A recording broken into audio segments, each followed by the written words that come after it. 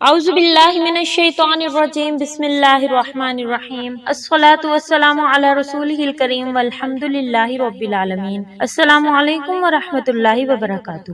معزز سامعین کرام، امید کرتی ہوں کہ آپ سب کا رمضان بہت اچھا گزر رہا ہوگا۔ میں یہ اعمال لے کر آپ کی خدمت میں حاضر ہوتی ہوں تاکہ آپ ان اعمال کو کر کے اپنے روزے کو ذکر اللہ میں گزار سکیں، زیادہ سے زیادہ آپ اللہ کا ذکر کر سکیں، اللہ کے ذکر کو اپنی زندگی میں لے کر آئیں تاکہ آپ کے کام آسان ہو، آپ کی حاجتیں پوری ہوں۔ اللہ تبارک و تعالیٰ اپنا رحم اور فضل کرے ہم سب پر، اور آپ اگر ان سب چیزوں پر عمل کریں گے تو اس کی بدولت اللہ تبارک و تعالیٰ میرے کاموں کو بھی آسان کرے گا۔ آپ کی دعائیں ہوں گی، ہم سب مل کر ایک دوسرے کے لیے دعائیں کریں گے، اللہ تبارک و تعالیٰ ہم سب پر اپنی رحمت اور فضل اور کرم فرمائے گا۔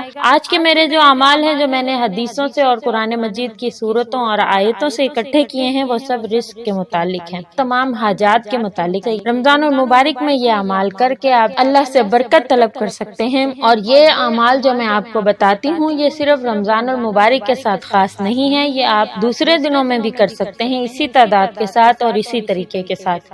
میرا رمضان المبارک میں ان اعمال کو بتانے کا مقصد یہ ہے کہ جس طرح سے ایک نیکی 70 گنا بڑھ جاتی ہے، اسی طرح ہر عمل کا ثواب بھی 70 گنا بڑھ جاتا ہے۔ اگر ہم اللہ تبارک و تعالیٰ سے کوئی دعا مانگیں گے، کوئی مخصوص جو دعا رزق کے لیے خاص ہے، حاجتوں کے لیے خاص ہے، اولاد کے لیے خاص ہے، اگر وہ ہم مانگیں گے تو وہ 70 گنا زیادہ تیزی کے ساتھ عمل کرے گی، عام دنوں کے حساب سے 70 درجے زیادہ رکھتی ہے قبولیت کے اعتبار سے۔ یہ اللہ تبارک و تعالیٰ کا وعدہ ہے۔ جیسا کہ پہلا اشرہ ہے، رحمت اور برکت کا اشرہ ہے، آدھا گزر چکا ہے۔ اللہ تعالی رحمتوں کو حاصل کرنے کی ہمیں توفیق دے۔ اللہ تبارک و تعالی ہم پر اپنی رحمتیں، فضل اور کرم فرمائے۔ اللہ تبارک و تعالی رزق میں اضافہ فرمائے۔ اللہ تعالی جن کے اولاد نہیں ہے ان کو اولاد عطا فرمائے، اور جن کی اولاد ہے اللہ تبارک و تعالی ان کو نیک اور صالح بنائے۔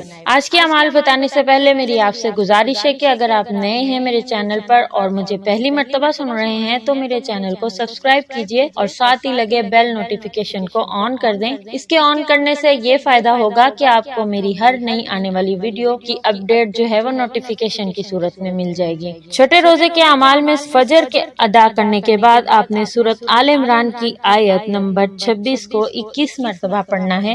قل اللہم مالک الملک تؤتی الملک من تشاء وتنزع الملک ممن تشاء وتعز من تشاء وتذل من تشاء بیدک الخیر انک علی کل شیء قدیر۔ اللہ تبارک و تعالیٰ سے رزق کے متعلق سوال کرنا ہے۔ 21 مرتبہ پڑھ کر آپ نے اللہ سے دعا کرنی ہے، اول آخر درود شریف پڑھنا ہے۔ ظہر کی نماز ادا کرنے کے بعد نبی کریم علیہ الصلوۃ والسلام کی بتائی ہوئی یہ دعا آپ نے 17 مرتبہ پڑھ کے اللہ سے رزقی حاجتوں کو پورا کرنے کی دعا مانگنی ہے۔ اللہم اجعل اوسع رزقک علی عند کبر سنی وانقطاع عمری۔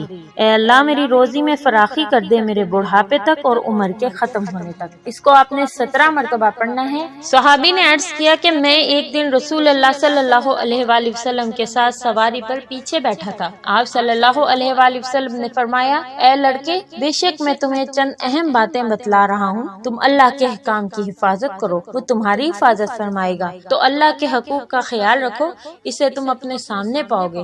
جب تم کوئی چیز مانگو تو صرف اللہ سے مانگو، جب تم مدد چاہو تو صرف اللہ کی مدد طلب کرو، اور یہ بات جان لو کہ اگر ساری امت بھی جمع ہو کر تمہیں کچھ نفع پہنچانا چاہے تو کوئی تمہیں اس سے زیادہ کچھ نفع نہیں پہنچا سکتی جو اللہ نے تمہارے لیے لکھ دیا ہے، اور اگر وہ تمہیں کچھ نقصان پہنچانے کے لیے جمع ہو جائیں تو اس سے زیادہ کچھ نقصان نہیں پہنچا سکتے جو اللہ نے تمہارے لیے لکھ دیا ہے۔ قلم اٹھا لیے گئے ہیں اور تقدیر کے صحیفے خشک ہو گئے ہیں۔ جو ہماری تقدیر میں ہے انشاءاللہ وہ ہمیں ضرور مل کر رہے گا۔ صرف اللہ کے سامنے گڑ گڑا کر خلوص نیت سے اللہ کی بادشاہی کا اقرار کرتے ہوئے ہم نے اللہ سے سوال کرنا ہے، انشاءاللہ اس امید کے ساتھ کہ اللہ تبارک و تعالیٰ 70 ماہوں سے زیادہ اپنے بندے سے محبت کرتا ہے، اور اللہ تو انسانوں کو اپنی طرف خود بلاتا ہے کہ آؤ مجھ سے مانگو تو میں تمہیں عطا کروں گا۔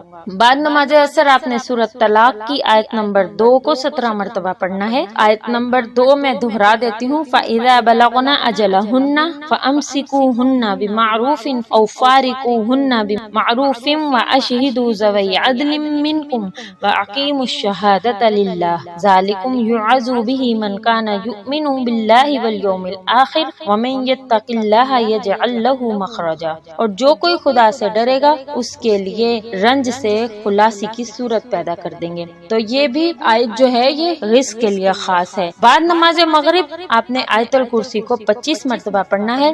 آیت الکرسی جنت کے خزانوں میں سے ایک خزانہ جو نبی کریم علیہ الصلوۃ والسلام کو عطا کیا گیا، اور آپ صلی اللہ علیہ وآلہ وسلم نے ارشاد فرمایا کہ اس سے پہلے یہ خزانہ کسی کو عطا نہیں کیا گیا۔ بعد نماز عشاء دعائے رزق پڑھنی ہے 50 مرتبہ۔ یہ دعا جو ہے اس کی ایک بہت ہی پیاری فضیلت ہے کہ یہ نبی کریم علیہ الصلوۃ والسلام کے روضہ مبارک کی جالیوں پہ بھی لکھی ہوئی ہے۔ اس کو آپ نے 50 مرتبہ پڑھ کر اللہ کے حضور دعا مانگنی ہے، رزق کی کشادگی کے لیے، حاجتوں کو پورا کرنے کے لیے اور مشکلات کو دور کرنے کے لیے۔ نبی کریم علیہ الصلوۃ والسلام کا واسطہ دے کر اللہ تبارک و تعالیٰ سے دعا کرنی ہے، انشاءاللہ اس امید کے ساتھ کہ صرف اللہ ہی کر سکتا ہے، اللہ ہی بادشاہ ہے، اللہ کے ہاتھ میں ہی تمام جہانوں کی قدرت ہے۔ انشاءاللہ اللہ تبارک و تعالیٰ سب کی دعائیں قبول کریں گے۔ اپنے لیے دعا کریں تو تمام مومنین مومنات مسلمین مسلمات کے لیے بھی دعا کریں۔ تو دعائے رزق ہے لا الہ الا اللہ الملک الحق المبین محمد رسول اللہ الصادق الوعد الامین۔